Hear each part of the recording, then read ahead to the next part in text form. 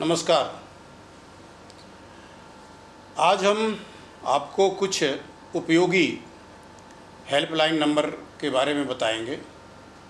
यद्यपि ये सारे नंबर विभिन्न प्लेटफॉर्म में उपलब्ध हैं, लेकिन अनुभव ये बताता है, विभिन्न प्रकार की मीटिंगों में जब हम लोग गए या सामान्य लोगों से पूछताछ करते हैं, तो हमारे लोग इतने ज़्यादा उदासीन हैं कि जो सरकार द्वारा या विभिन्न विभागों द्वारा जो विभिन्न प्रकार की सेवाएं निःशुल्क अपने लोगों को उपलब्ध कराई जा रही हैं अपने नागरिकों के लिए, उनकी हमको जानकारी नहीं है और छोटी छोटी बात पर हम लोग परेशान रहते हैं। जो परेशानी सिर्फ एक नंबर डायल करने से हमारी दूर हो सकती है, उसका परिणाम ये होता है कि इन नंबरों के साथ जो विभाग जोड़े गए हैं, जो कर्मचारी ड्यूटी पर लगाए गए हैं, वो भी उदासीन हो जाते हैं। क्योंकि जब किसी को रोका टोका नहीं जाएगा, किसी की पूछताछ नहीं होगी, तो उसे लगता है कि मुझे अनावश्यक यहाँ पर बैठा रखा गया है और मेरे पास कोई काम तो है नहीं। तो जब कभी उसको काम भी आया तो पता चला कि वो नदारद मिलता है, जैसा आप इन नंबरों में से कुछ नंबरों पर ये चीज़ देख सकते हैं।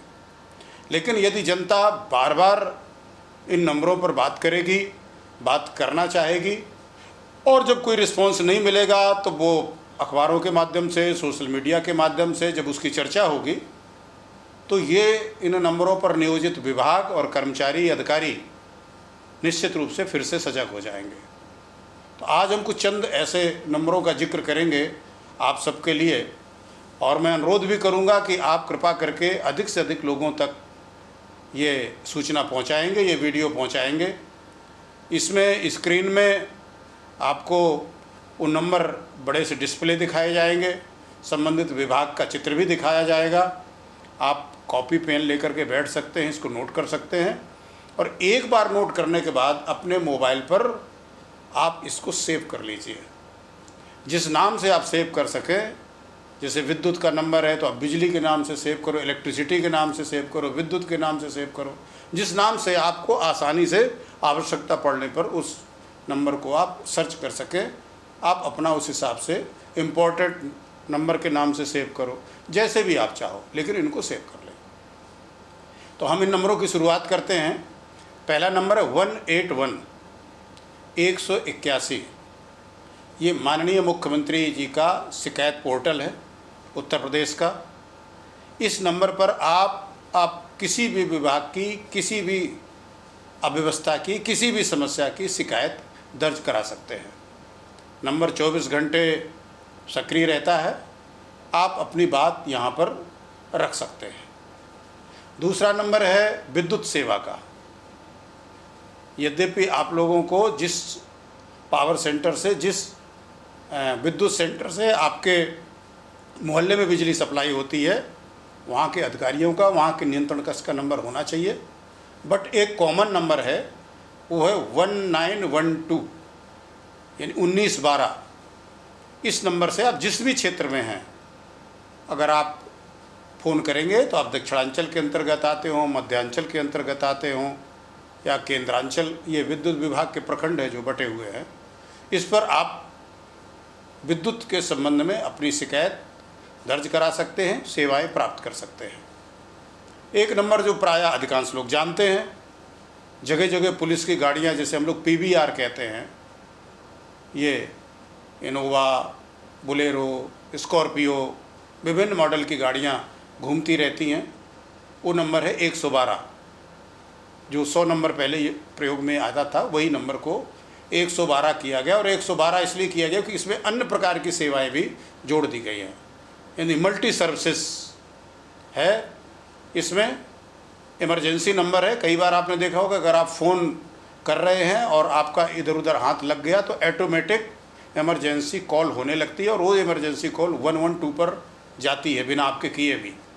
ये आपने कभी कभी, हो सकता है इस तरह की चीज़ें किसी से बात करने के दौरान और मिस हैंडल होने पर मोबाइल या कोई बटन दब जाने पर, ये सुविधा, ये जो नंबर है 112, यदि आपके कहीं लड़ाई झगड़ा हो रहा है, कोई किसी से मारपीट कर रहा है, कोई अपराध घटित हो रहा है या अपराध घटित होने की संभावना है, या आपको अन्य किसी प्रकार की आशंका है कि यहाँ खराब लोग आ गए हैं, दंगा भड़का सकते हैं, समस्या पैदा कर सकते हैं, चोर लुटेरे आ गए हैं, या कोई किसी का उत्पीड़न कर रहा है किसी भी प्रकार से, यातायात से संबंधित, ये नंबर विभिन्न प्रकार की सेवाएं आपको देता है।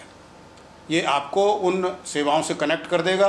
अगर पुलिस से संबंधित सेवा नहीं है, एम्बुलेंस से संबंधित सेवा है या अन्य प्रकार की सेवा है, वहाँ से आपको ये कनेक्ट ही कर देगा। यहाँ पर बहुत ही प्रशिक्षित लोग बैठते हैं आपकी सेवाओं के लिए, और 24 घंटे 24 आवर ये नंबर सक्रिय रहता है। 112 यानी 112। एक अन्य महत्वपूर्ण नंबर है, वो है 102 और 108, 102 और 108। ये एम्बुलेंस सेवा के नंबर है। सरकार ने ग्रामीण क्षेत्रों से लेकर के शहरी क्षेत्रों पर निःशुल्क एम्बुलेंस सेवा अपनी जनता के लिए प्रदान की है, अपने नागरिकों के लिए। कोई माँ बहन को प्रसव होना है, गर्भवती है, कोई पीड़ा हो गई है, गांव देहात में सब जगह टैक्सी उपलब्ध नहीं है, सबके पास साधन नहीं, 4 पहिया उपलब्ध है, या कोई दुर्घटना कहीं घटित हो जाती है, एक्सीडेंट हो जाता है या और कोई घटना घट जाती है, इस नंबर पर फ़ोन करके आप स्वयं अपने लिए और अन्य किसी के लिए भी अगर आवश्यकता होती है तो आप 102 और 108 नंबर डायल करके निःशुल्क सरकारी एम्बुलेंस की सेवा आप प्राप्त कर सकते हैं। अगला नंबर है 1098 1098। ये चाइल्ड लाइन का हेल्पलाइन नंबर है। बच्चों से संबंधित यदि कोई समस्या है, कोई बात है, कोई अपराध है, इस नंबर पर आप सूचित कर सकते हैं। या लावारिस बच्चे कहीं हैं या बच्चों का कहीं कोई उत्पीड़न हो रहा है, उनसे कोई जबरन मजदूरी करा रहा है, उनसे जबरन बाल श्रम करा रहा है, यानी छोटे बच्चों से, जो नाबालिग बच्चे जिन्हें हम कह सकते हैं, अगर कोई इस तरह का कार्य करा रहा है या इस तरह का कोई समस्या है तो आप इस नंबर पर कॉल करके विभाग की मदद कर सकते हैं। बहुत पुराना नंबर है 139 139, जो रेलवे पूछताछ का है। मेरे ख्याल से आप सबको होगा। अब तो ऑनलाइन मैप बन गए, वहाँ से हम लोग सारी जानकारी हर ट्रेन की कब कहाँ चलेगी, सीट है नहीं है, कहाँ पहुँची, ले लेते हैं। लेकिन एक नंबर जो काफ़ी पुराने समय से चल रहा है 139, ये रेलवे पूछताछ का नंबर है। एक रेल दुर्घटना का नंबर भी सरकार ने निश्चित कर रखा है 1072 1072, यानी कहीं रेल दुर्घटना होती है आपके आसपास, ये मानवीय कर्तव्य है। भले हम उस दुर्घटना के शिकार ना हुए हों, सौभाग्यवश हमारे संबंधी ना शिकार हुए हों, लेकिन उस दुर्घटना पर सरकारी सहायता शीघ्र पहुँचे। यदि किसी के संज्ञान में इस तरह की बात आती है, जैसे बालासोर में दुर्घटना हुई थी, जो लोग दुर्घटनाग्रस्त हो गए, ड्राइवर दुर्घटनाग्रस्त हो गया, गार्ड भी हो सकता है, वो इस स्थिति में ना हो, तो जो नागरिक इसको देखें। ये सारे नंबर सिर्फ कोई अपने लिए ना रखे, जन सामान्य और जनोपयोगी ये नंबर हैं। एक समाज सेवा बहुत बड़ी होगी। इन नंबरों के माध्यम से हम ऐसी सूचनाएं प्रदान कर सकते हैं। इसी तरह से सड़क कोई दुर्घटना होती है तो 1073 नंबर है। हाईवे में हो या अन्य कहीं जगह पर हो, जो जितने हमारे एक्सप्रेस वे बने हुए हैं, यहाँ पर वाहन उपलब्ध हैं करीब 50 से 100 किलोमीटर के बीच में। और किसी भी प्रकार की सड़क दुर्घटना होती है या आपका किसी गाड़ी का तेल खराब हो ख़त्म हो जाता है गाड़ी का, मतलब किसी भी प्रकार की वाहन को अगर समस्या आती है तो इस पर हम 1073 यानी 1073 पर कॉल करके हम अपनी समस्या का समाधान कर सकते हैं। इसी प्रकार से एक और नंबर है 1076, ये माननीय मुख्यमंत्री का सहायता नंबर है और ये उत्तर प्रदेश और उत्तराखंड दोनों पर काम करता है। जब आप इस नंबर को डायल करोगे तो आपसे ये प्रश्न किया जाएगा कि आप उत्तर प्रदेश से हैं या उत्तराखंड से हैं। इस नंबर से आप समझ रहे हैं कि माननीय मुख्यमंत्री जी जो हैं प्रदेश के सर्वोच्च शासक हैं, तो ये बताने की आवश्यकता नहीं कि वहाँ आप किस तरह की शिकायत कर सकते हैं, किस तरह की सहायता ले सकते हैं। वहाँ से आपको हर प्रकार की सहायता जो एक नागरिक का अधिकार है और जो सरकार का कर्तव्य है वो आप प्राप्त कर सकते हैं। एक बहुत ही महत्वपूर्ण नंबर है माताओं और बहनों और बच्चियों के लिए, वो है 1090।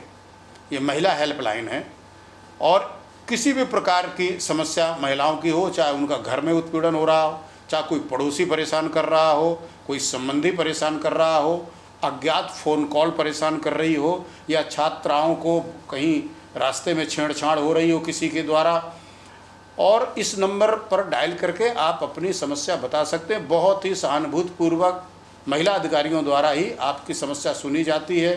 पहले प्रयास किया जाता है कि जो बदमाश है, जो उत्पाती व्यक्ति है, जो असामाजिक तत्व है, जो आपको परेशान कर रहा है, उस आपकी समस्या का प्रारूप समझा जाता है और उसको पहले समझाने बुझाने का प्रयास किया जाता है। और जब ये लगता है कि नहीं, ये व्यक्ति समझाने से नहीं मानेगा, तो फिर उसके साथ जो सख्ती करनी चाहिए, जो पुलिसिया कार्रवाई करनी चाहिए, वो भी की जाती है। इसलिए ये नंबर भी सिर्फ महिलाओं को नहीं, हमारे पुरुषों को भी नोट करके होना चाहिए, क्योंकि हम सब लोग कहीं ना कहीं वो हमारे परिवार की बच्चियां हैं, बेटियां हैं, बहनें हैं, माताएं हैं। तो इस नंबर की जानकारी 1090 यानी 1090 महिला हेल्पलाइन का नंबर है। एक ब्लड बैंक का भी नंबर है, जहां से आपको ब्लड के प्राप्त हो सकती है। हम सबको जो है डोनेशन करना चाहिए। अपने रक्तदान महादान कहलाता है और हर 3 महीने में पुनः पूरा रक्त बन जाता है। एक इसी बहाने आपकी सारी बीमारियां चेक हो जाती हैं, जो हम लोग प्रायः लापरवाह हैं, और खर्च भी बहुत होता है। अगर आप पूरा चेकअप अपना कराना चाहेंगे तो एक व्यय भी काफ़ी आता है। तो यदि आप फ्रीक्वेंटली रक्तदान करते हैं, और कोई ज़रूरी नहीं कि कोई रक्त मांगे तब हम दें, हम ब्लड बैंक में भी जाकर के ये कार्य कर सकते हैं, और वहाँ प्रशिक्षित डॉक्टर होते हैं, और फिर आपको एक कार्ड मिलता है यदि आपने रक्तदान किया है, और फिर आपको रक्त की अगर आवश्यकता है आपके किसी संबंधी को, परिजन को, निकट संबंधी को, मित्र को, उस कार्ड के माध्यम से आप एक तरह से क्लेम करके दावे के अनुसार रक्त प्राप्त कर सकते हैं ब्लड बैंक से। वैसे भी ये ब्लड बैंक का नंबर है, जो आपने नहीं भी दान किया है और आपके परिजनों को किसी को रक्त की आवश्यकता है, वो नंबर है 948। ये थोड़ा बड़ा नंबर है, 10 डिजिट का है, इसको आप लोग नोट कर लेंगे, और ये स्क्रीन पर भी हम दिखा रहे हैं। 948 00 44444 यानी 5 बार 44444। हिंदी में कर दूं 94 844 44 4 94 800 44444। तो ये थे कुछ नंबर जो हम लोगों को जानने चाहिए। इसके अतिरिक्त मैं अनुरोध करूंगा कि आप जिस नगर, जिस जनपद के निवासी हैं, वहाँ के जिलाधिकारी के नंबर, वहाँ के पुलिस अधिकारियों के नंबर, वहाँ के सीएमओ का, मेडिकल अफसर का नंबर, वहाँ के प्राथमिक स्वास्थ्य केंद्रों का नंबर, वहाँ के संयुक्त स्वास्थ्य केंद्रों का नंबर, वहाँ के फायर स्टेशंस का नंबर, ये जो नंबर रेगुलर है वो तो है ही है। हाँ, एक नंबर मैं अभी आपको बताने से भूल गया, फायर स्टेशन का नंबर है 101। ये अगर कहीं अग्निकांड होता है, अग्नि लगती है और उस अग्नि के फैलने की सूचना है, या जहाँ लगी है उसको तुरंत बुझाने की सूचना है, और आप विभाग से चाहते हैं कि सहायता मिले, वो आपके पड़ोसी में, आपके संज्ञान में 101 101 नंबर डायल करके, 112 भी काम करता है, बट 101 नंबर एक्सक्लूसिव अग्नि विभाग का है, जो आपका तुरंत मिलेगा। इसकी भी आप सहायता प्राप्त कर सकते हैं। तो जितने भी आपके नंबर हैं सभी विभागों के, विद्युत के और अधिकारियों के, जो 10 डिजिट के नंबर हैं उन सब व्हाट्सएप भी उपलब्ध रहता है। जो थानों के नंबर हैं, एसडीएम के नंबर हैं, तहसीलदार के नंबर हैं, डीएम के नंबर हैं, एसपी के नंबर है, पुलिस कमिश्नर के या अन्य डीसीपी और जेसीपी, एडिशनल सीपी, इन सारे लोगों के नंबर पर व्हाट्सएप नंबर भी है। अगर फ़ोन नहीं उठता आप व्हाट्सएप कर सकते हैं, मैसेज कर सकते हैं, ये चीज़ें रिकॉर्ड रख सकते हैं आप। और अगर आपको अपेक्षित सहायता नहीं मिल पा रही है तो आपके पास बहुत से प्लेटफॉर्म हैं जहां पर आप सरकार से शिकायत कर सकते हैं ऐसे लापरवाह अधिकारियों के, कर्मचारियों के, चाहे जिस विभाग के हों। सोशल मीडिया के माध्यम से उनकी खबर ली जा सकती है। और यदि आप इसी तरह से सोशल मीडिया माध्यम प्रयोग कर रहे हैं, आप अगर ट्विटर का प्रयोग करें तो ट्विटर में आजकल सारे विभाग हैं, उन विभागों को आप टैग कर सकते हैं। टैगिंग आप जानते होंगे। तो ये मैंने आज उचित समझा कि मैं आप सबको, अन्य बातें तो जो मेरी समझ में आती हैं, मुझे लगता है कि मुझे अपने लोगों से इंटरेक्ट करना चाहिए, मैं आपको बताता रहता हूं। और आज लगा कि इन कुछ महत्वपूर्ण, जब मैंने एक दिन वीडियो में अपने सजीव प्रसारण में इन नंबरों का जिक्र किया था, लेकिन सोचा एक अलग से हम इसका वो बना करके जो वीडियो है वो आप सबको भेज दें। और आपसे अनुरोध है कि इस वीडियो को कृपया आप लोग भी अपने सभी संबंधियों, परिजनों को भेजें और इन नंबरों को सेव कर लें। ये नहीं कि वीडियो देखते रहेंगे, आप मोबाइल में कॉन्टैक्ट बना करके, जैसा मैंने कहा कि जिस नाम से आप आसानी से आप इन नंबरों को ढूंढ सकें आवश्यकता पड़ने पर, या किसी को आवश्यकता हो उनको आप सजेस्ट कर सकें, इसको ज़रूर कर लें। जय हिंद, जय भारत, नमस्कार।